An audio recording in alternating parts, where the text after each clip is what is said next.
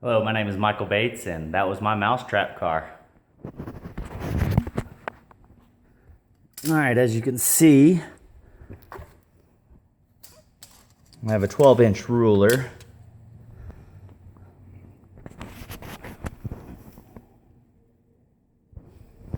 My car is within that. Well, obviously the arm's right there, but when it's pulled back, it's actually within it.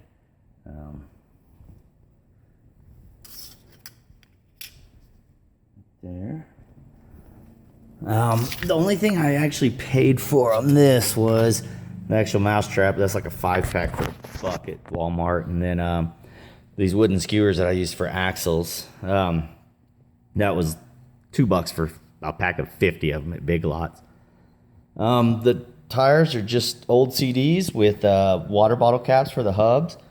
I have some old pin tubes that I use to run the skewers through.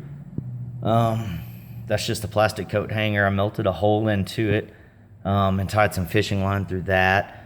The fishing line is hooked to a zip tie back here that I used to help wind it. I melted a slot in the side of the arm to fit in there and then zip tied it for more security.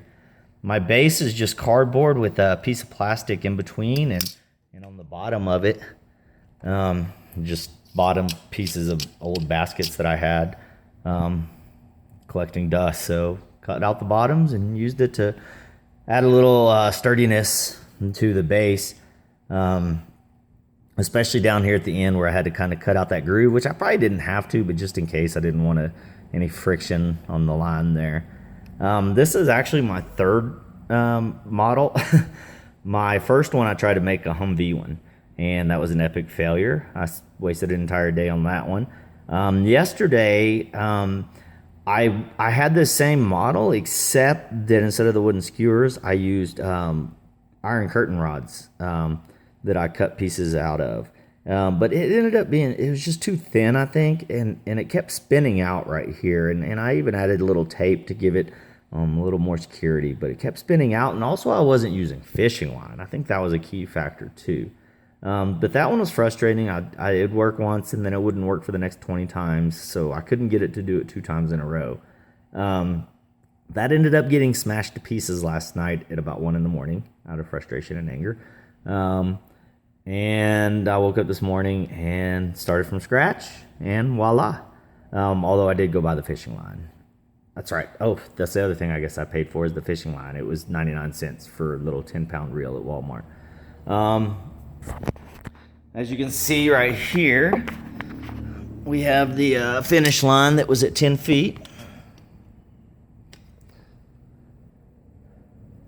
Each of these little wooden slots is 3 inches, so that's one of the main reasons I chose to do it in the living room here.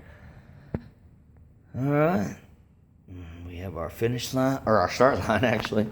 So each of these slabs is 3 inches.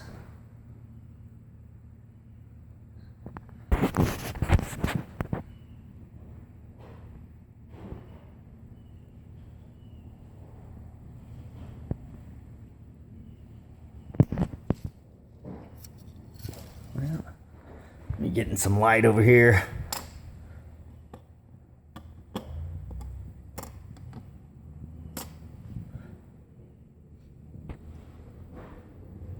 All right, there you can see the 3 inches. All right, so each of these are 3 inches apart. So we have our center one and then 3 inches right and left, and then our 6 inches right and left, which we actually managed to stay in, at least to the 10-foot line. Went a little crazy afterwards, but I think the floor is actually contoured. So that was my semester project, Mr. Dannemiller. It was very frustrating. I definitely can relate to Edison's quote, I didn't fail, I just learned 10,000 ways not to do it. So thank you very much.